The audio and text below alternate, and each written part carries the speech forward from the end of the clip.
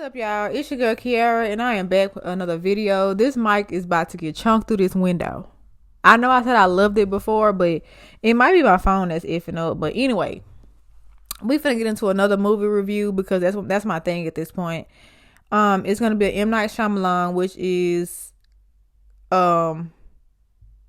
means I'm not finna go too deep into it because other people have already done that for me. I'm just gonna tell y'all how I felt about it. It's a movie review. I'm not breaking down Nathan.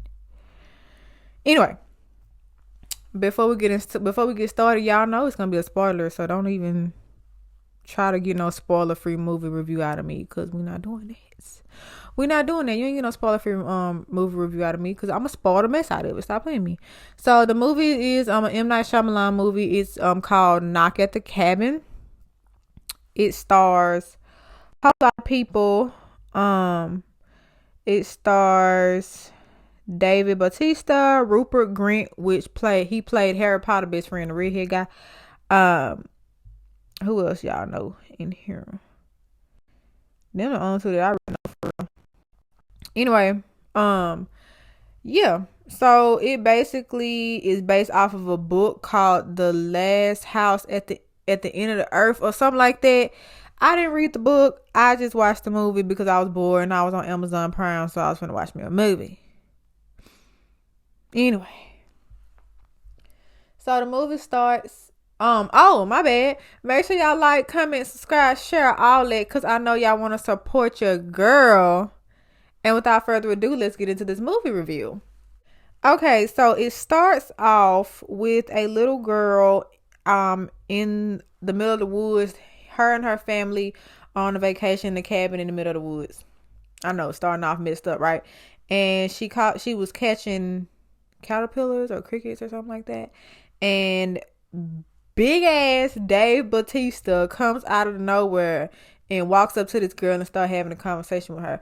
The little girl name was Wynn, played by Kristen Cui.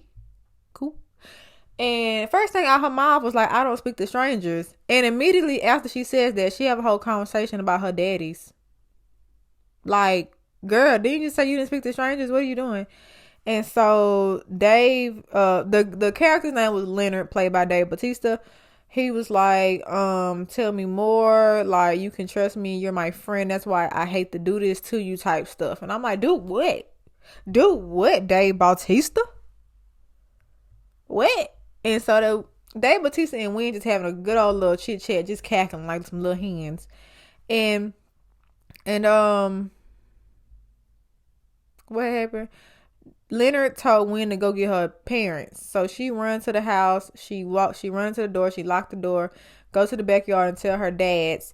And it's Daddy Eric and Daddy Andrew. They're a gay couple who adopted Wynn illegally, but they wanted a family so bad, and I'm guessing gay marriage, you weren't able to adopt if you're gay. I don't know, but basically one of them lied about being married to a woman to get this baby. But we back to the present. The girl was like, hey y'all, daddies, somebody crazy outside. He like, we need to get the F up out of here ASAP. And the daddy was like, oh baby, you just tripping, da da da da. Then they look outside. I'm like, oh, she ain't tripping. Like, they really coming. They had these makeshift weapons and stuff. So it was the characters' name were Leonard, Redmond, Adrian, and Sabrina. A little bit about each of them. Leonard was a big guy. Redmond has red hair. I don't know if I just said it earlier. He was Harry Potter friend on Harry Potter. I forgot his name, Ronald or something like that. What was his name? What was his name on Harry Potter? Start with an R. Ron. I was right. And Leonard, Redmond, Adrian, and Sabrina. Leonard was a gym coach. Redmond, don't remember what he did. Adrian is a chef, and then Sabrina is RN. So they all apparently said they met on this sight, and they all had these same visions, and they all had these same beliefs that the world is going to end if they don't come together and pick a family to make a sacrifice. So they break into the house. They was like, we don't have much time. Long story short, they were there to convince this family to kill one of the people in the family in order to save the world from becoming a destitute, apocalyptic world. And apparently every no that they get for like asking, are you willing to make a sacrifice? One of the 4 people in that group got to die. Like the people who broke into the house, one of them got to die every time that the family says no. And so they keep saying no. Andrew, was it Andrew or Eric?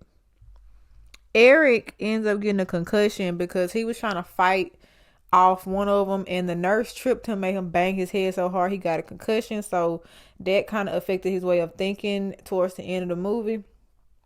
So, long story short, they kept saying no. Like it was no from all the way to the end. So first one to go was Redmond, whatever. They every time they say no, they said the fate of the world has been chosen or something like that, or the fate of humanity has been chosen or something like that. So they would kill him and cut his head off. That was a sacrifice, and for every sacrifice there was a apocalypse.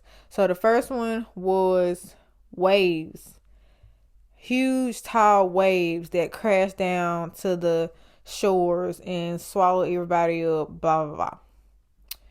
Second no, little Adrian dies. She could get her head cut off. And then the second apocalypse was oh god. Second apocalypse was it the sickness? Was it the sickness? Cause it was drowning. It was the oh God, I can't remember. Hold on.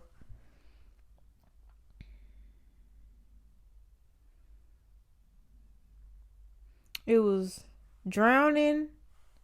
Well, floods, sickness, sky falling, and something else. But for every time somebody died, something else like what happened. And so after the girl, I think it was the sickness. Like everybody just came with this new sickness that was feel like basically pneumonia times 100, like fluid filling your lungs, like you're basically dying. And yeah, that was kind of sickening. And that they kept justifying it was like for with the water part, like they was like that's been there. They were just waiting for it to like the earthquake to shift or whatever the case may be. And then the sickness, that sickness been out for a year or so. So they knew that was going to happen. But then the planes falling out the sky was it was brand new. Like, and you can't pre-record that. So then they was like, oh, maybe it is true. Da, da, da, da. And then Leonard was the last one standing. He was like, listen, y'all gonna choose or what? And so they end up saying no, and Leonard ended up slicing his. Oh, Sabrina, she died involuntarily. She got shot because she ran up. Shoot. I got distracted, but I'm back. So they said no. Leonard ends up and before he said the faith of humanity has been chosen, and then all this stuff started happening. Fire started, like lightning started striking the trees, and fire starts going up and da da da da. And Eric, make sure I get the name right.